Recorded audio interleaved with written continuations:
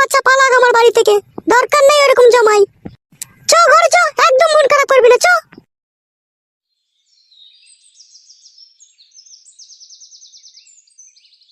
হবে তা তোর শাশুড়ি কি বললো বে? শাশুড়ি মাংমারানি তো শিখিয়ে দিচ্ছে বউটাকে, বলা যাবো না। আসবে না? তোর মেয়েটাকে গানে ভরে রাখবে না কি ও?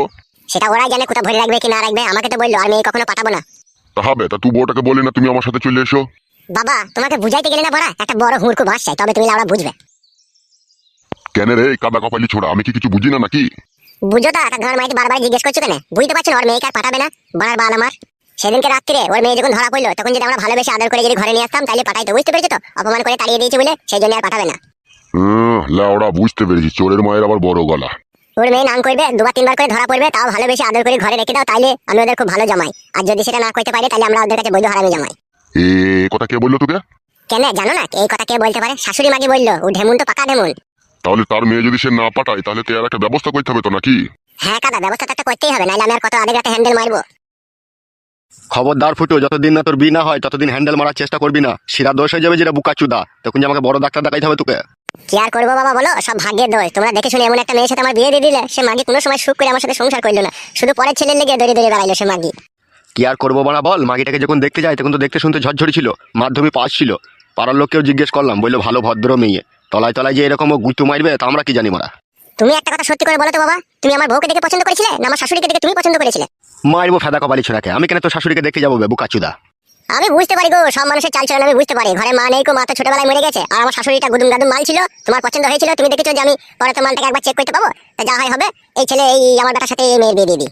হবে খান কি ছেলে, তোর মনে অত সন্দেহ কেন বে সুরের বাচ্চা? তা ঘর মারাইতে তুমি আমার সাথে গেলে না, তুমি আমাকে একা পাঠিয়ে দিলা। তুমি তো বয়স্ক লোক, তুমি তো বুঝিয়ে পারিয়ে বউটা কাইতে পারতা। আবার ঘর পক্ষ মারাইছো, তুমি তো আমার শাশুড়ির সাথে আগে কট লাইন করে দিয়েছো, পক পক করে ভরে দিয়েছো, দিয়ে দিয়েছো কোন লজ্জায় আমার শাশুড়ির সামনে যাবো, আমি এই শালাকেই পাঠাই। চোখ বুকাচুদা, এসব তোর ভুল ধারণা। আমি কখনো এসব খারাপ কাজ করিনি তোর শাশুড়ির সাথে। করণী তা ঘর মারাইতে বলছে কেন আমার শাশুড়ি? তোমার বাবার মতো চরিত্রহীন নাকি আমার মেয়ে? লাউড়া, তোর শাশুড়ি এই কথা বলেছে? আমার নাকি চরিত্রহীন বলেছে? শুধু লাউড়া কি চরিত্রহীন বলেছে? আর অনেক কথাই বলেছে তোমার জন্য। কি বলেছে বে আর কপালি ছোড়া বল? বলেছে আমার মেয়েকে এমনি এমনি পাঠাবো না, তোমার বাবাকে শুধু নিয়ে আসবে, তারপরে মেয়ে পাঠাবো। তোমার বাবার সাথে আমার কিছু কথাবার্তা আছে। কিসের কথাবার্তা আছে বে? সেটা লাউড়া আমার শাশুড়ি জানে। তুমি তার সাথে কি করেছো না করেছো, তোমার সাথে গোপন কথাবার্তা আছে ফেদা। চুপবে শালা, বাবার মুখের উপরে এরকম কথা বলতে তোর লজ্জা করে না শালা বেশরম? আমার থেকে লাউড়া তুমি বেশি বেশরম। বোকাচোদা শোন, কাল কি সকালে যাবো, ঠিক আছে? তোর শাশুড়ি কি বলেছে না বলেছে সমস্ত কথা ওখানে গিয়ে বলবি, তারপরে তোর শাশুড়িরও কাপতিলে গাড়ে বেরিয়ে দেবো দেখবি।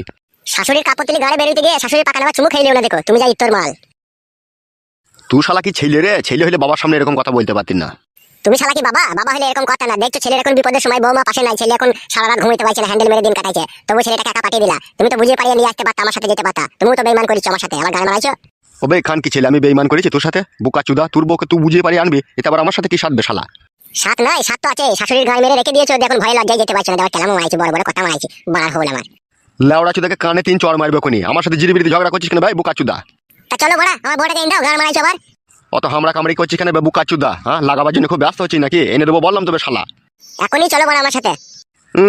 আর কপালি চুদারে মনে হচ্ছে লাগাবার জন্য মনে হচ্ছে শিউরি হচ্ছে বোকাচুদা। তাহলে যাবা না তুমি, তাই তো?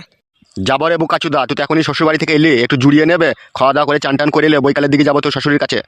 বেশ তাই হবে, ঠিক আছে। আমি এখন চান টান করতে চললাম, বৈকাল 4টের সময় বেরিয়ে যাবো। মনে থাকে জানো, আবার অন্য জায়গায় চলে যাও না জানো তুমি। যদি চলে যাও তাহলে আমি ভাববো তুমি এর ভিতরে কোনো গোলমাল পাকাইছো।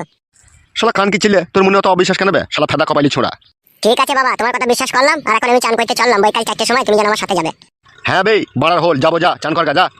ঠিক আছে বাবা, তোমার বিশ্বাসটাই দেখবো। যাবে আবার কথা বলে। মনে থাকে জানো বৈকাল 4টে। ই শালা একা কথা কতবার বলবে? তুমি যদি ভুলে যাও সেই জন্য বললাম। ভুলবো না রে ফেদা কপালি ছোড়া, যা চান কর গা। মনে থাকে জানো বাবা। তুই কি খান কি ছেলে বে, বললাম তো। ঠিক আছে, চান করতে চললাম।